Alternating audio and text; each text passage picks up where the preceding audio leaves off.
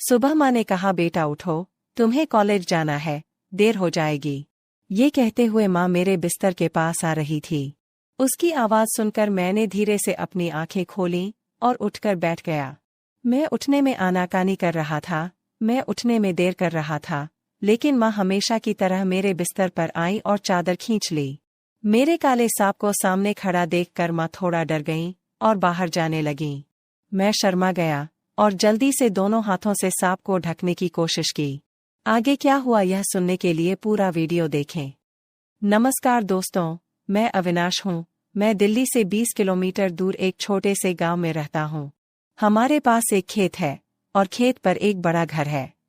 हमारे परिवार में मेरे दादा दादी, पापा, सौतेली माँ नेहा, बड़ी बहन वनिता और मैं एक साथ रहते हैं।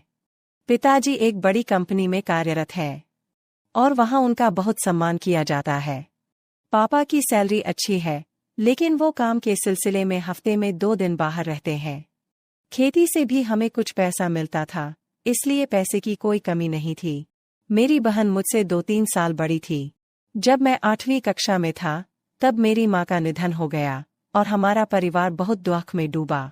पापा जानते थे कि बूढ़ी दादी घर का काम और बाकी काम अकेले कैसे करती, इसलिए उन्हें काफी तनाव झेलना पड़ा। आखिरकार दादा दादी और अन्य रिश्तेदारों ने पापा को समझाया और उनकी शादी अपने एक रिश्ते की सौतेली माँ नेहा से करवा दी। नेहा शादी करके इस घर में आई थी। वह बहुत प्यारी और अच्छी बातचीत करती थी। कुछ ही दिनों में उन्होंने सबका दिल जीत लिया। उसकी उम्र 22 से 23 साल रही होगी। रंग गोरा, कद 5 फुट 5 इंच और आकर्षक व्यक्तित्व था। वह तलाकशुदा थी और उसके पति ने 1 साल के भीतर ही उसे तलाक दे दिया। क्योंकि नेहा कभी मां नहीं बन सकती थी, वो बांझ थी।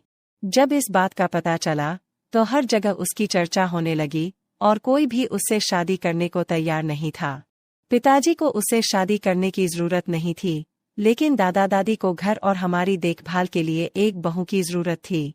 नेहा उस जरूरत को पूरा कर रही थी। नेहा सबके साथ सहजता से और मुस्कुरा कर रहती थी। उन्होंने कभी हमारे साथ सौतेला व्यवहार नहीं किया। वह अपने दादा दादी की भी अच्छी देखभाल करती थी। कुछ ही दिनों में उसने हम सबके दिलों में खास जगह बना ली और हमसे प्यार करने लगी।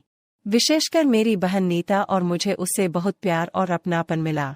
समय के साथ सौतेली माँ नेहा मुझे बहुत करीब और स्नेही महसूस हुई।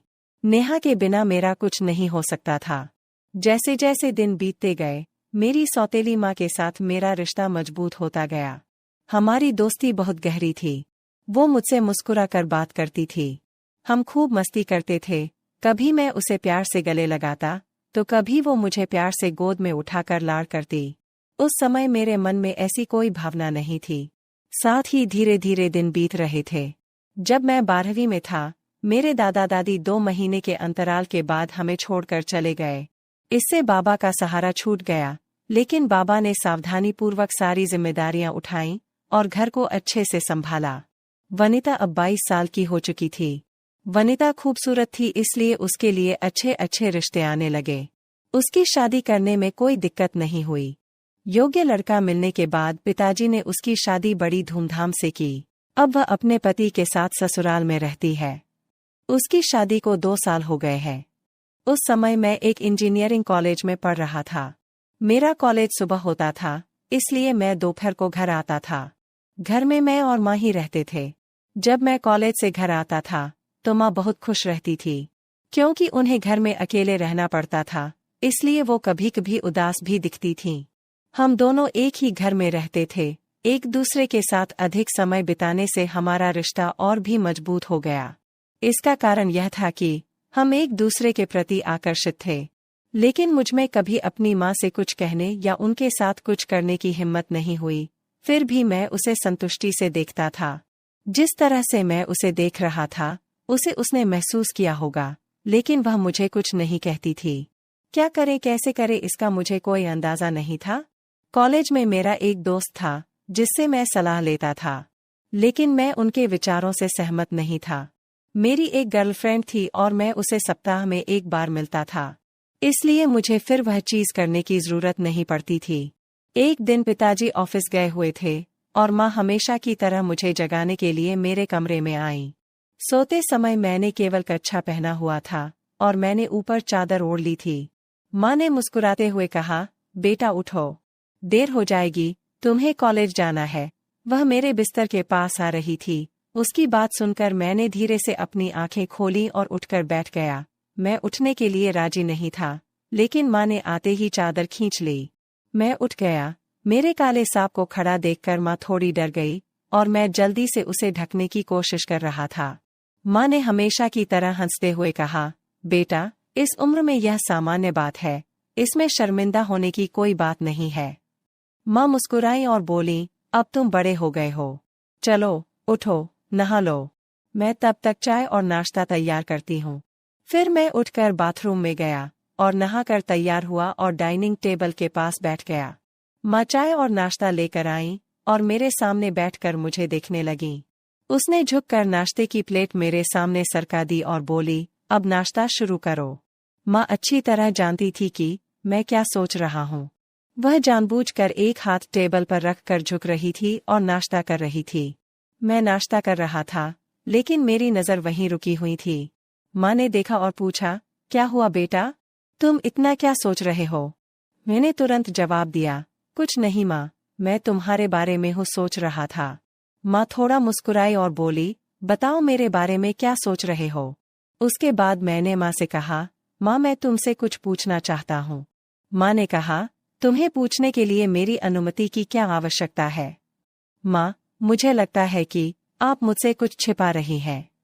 माँ बोली, कुछ नहीं छुपा रही, बेटा। फिर उसने विषय बदल दिया और कहा, तुम्हारा कॉलेज कैसा चल रहा है और अब तक तुम्हारी कोई गर्लफ्रेंड बनी है या नहीं?